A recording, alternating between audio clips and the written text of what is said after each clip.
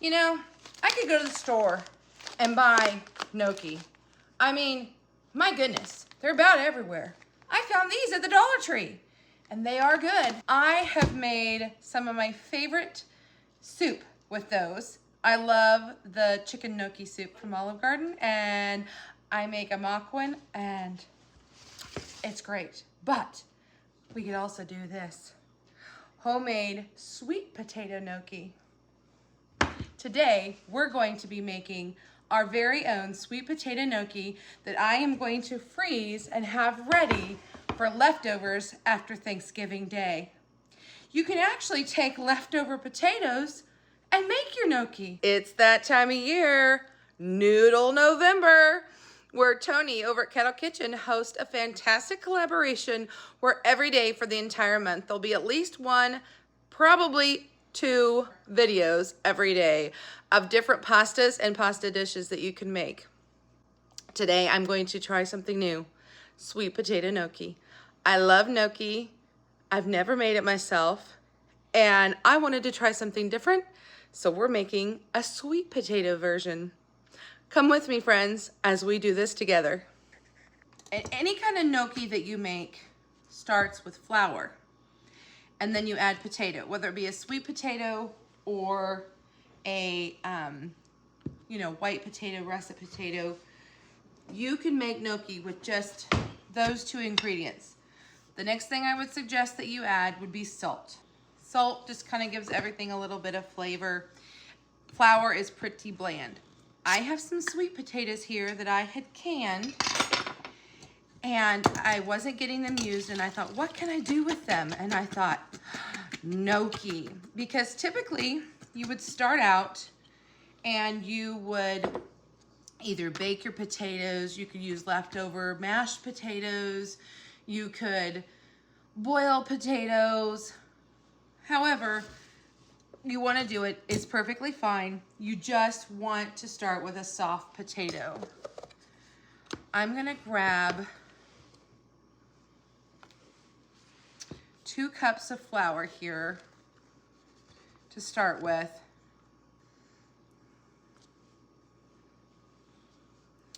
And I'm gonna put an egg down in here, just like I would start with any other pasta. Crack that egg right open in there. This is a duck egg.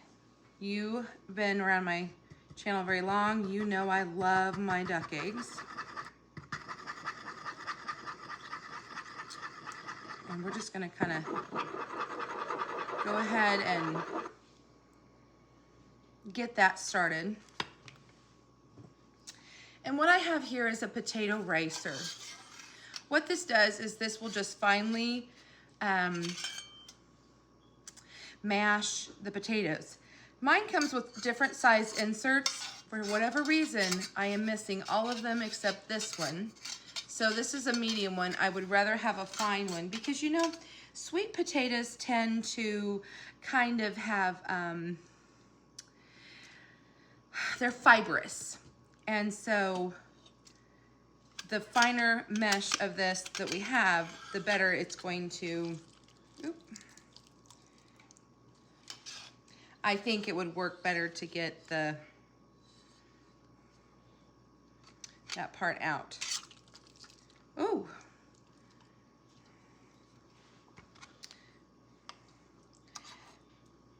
But you can see all of this is what's being left behind inside here is our fibers. Can you see those tiny fibers? Sweet potatoes are notorious for that, and we don't want that in our gnocchi. So I'm gonna call that good. We're gonna move this off to the side, and hopefully before you ever start any projects in the kitchen, your hands are clean, friends. Because when you get to cooking in the kitchen, you're gonna inevitably need to stop and just get your hands involved. And what I'm doing is I've got a scraper here on my little dough mat. And I'm just gonna try to kind of incorporate all this sweet potato and egg in there. I'm gonna stop for a second, And I'm gonna go ahead and put some salt in here. That's quite a bit, but potatoes and flour are pretty bland. This would be a great time to really get creative. So you could add rosemary or thyme. How about trying, you know, maybe a sweeter version, put in some brown sugar. I'm just gonna keep doing this until I feel like it's fluffy. You want the dough to be sticky. The thing about gnocchi is they're so airy and so fluffy. I love the Olive Garden chicken gnocchi soup. Oh, I order it every time I'm there. I will do the soup and salad all day long. I love that stuff.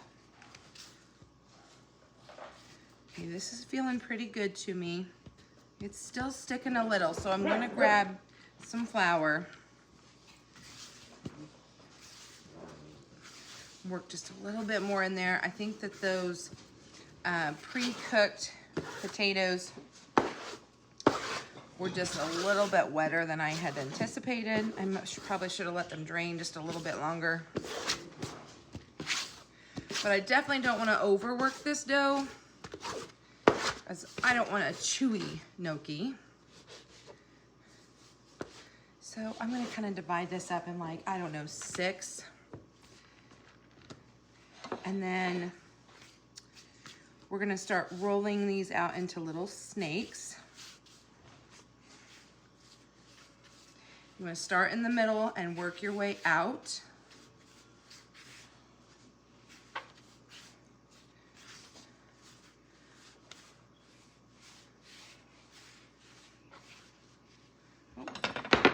My mat, I have to put some sort of weight there because it tends to. Okay. There's kind of a fine line on the flour because you just don't want too much, but okay. I've got to wipe my hands off a little. Grab myself a pan. I'm going to put a little bit of flour on it.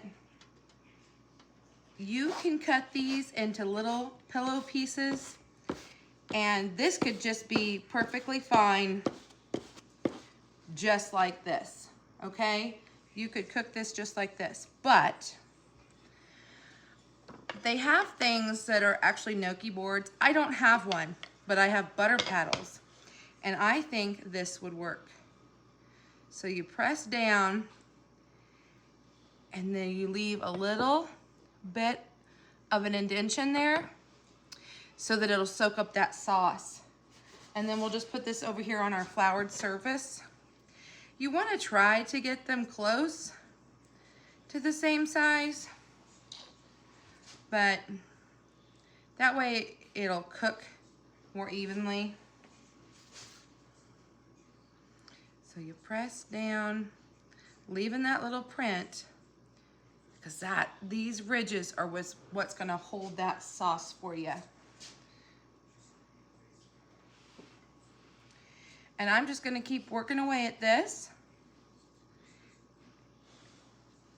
And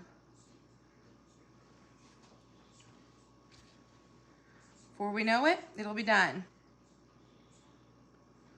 I just love gnocchi. What's your favorite gnocchi recipe? Have you ever tried gnocchi before? Have you had flavored gnocchis? Now, I have been told that if you want a more pillowy gnocchi, to use ricotta, and I don't have that today. And I was also told that if you have too much flour, then it makes it hard to roll your snake, and that's what we're experiencing now. It's just wanting to kind of slide back and forth, so that's no fun. So I'm going to try to kind of roll it in my hands and see if that helps.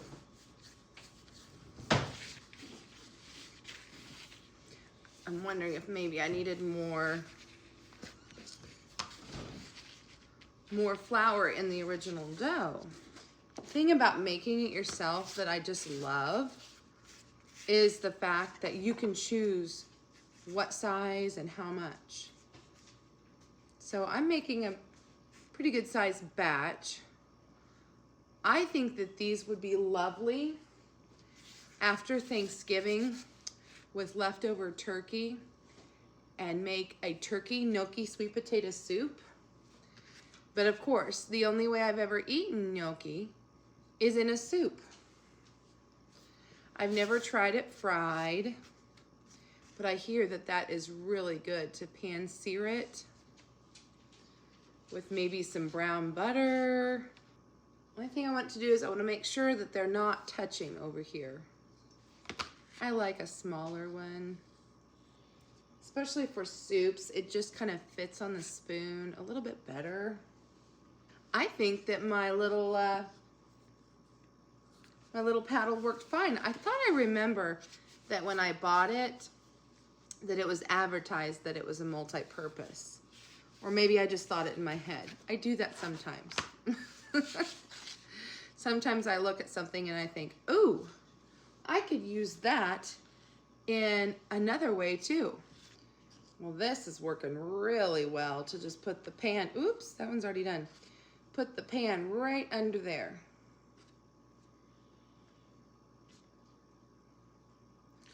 I do, however, want to show you a couple other ways that you can do this if you don't have one of these boards, because you can still make a more authentic gnocchi without it.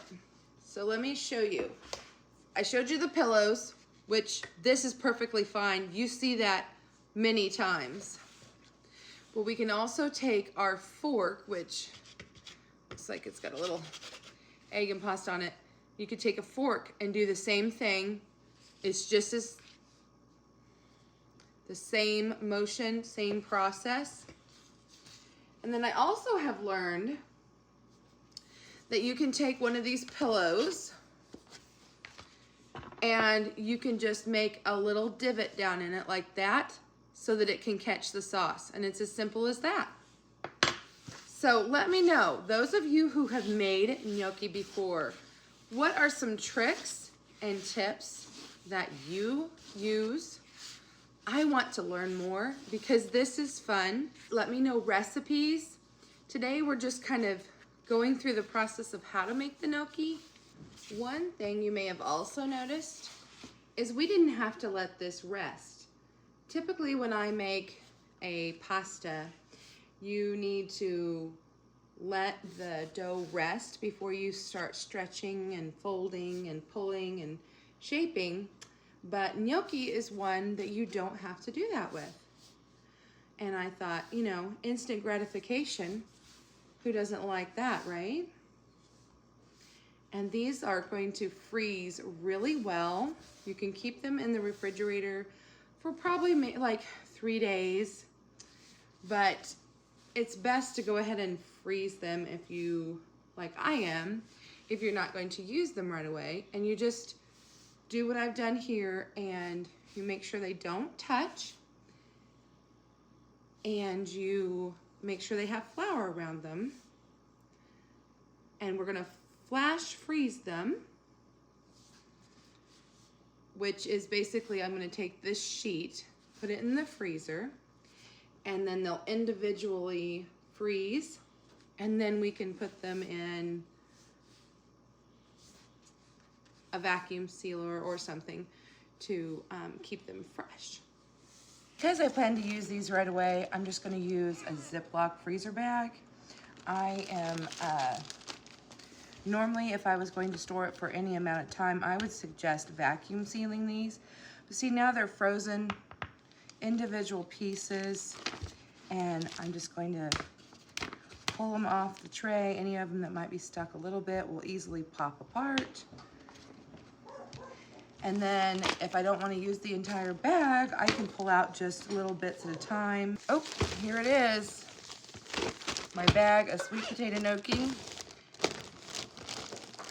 Pull out all the air I can. Ready for the freezer. I'm so glad that you guys came with me in the kitchen today while we made our sweet potato gnocchi. I can't wait to try it.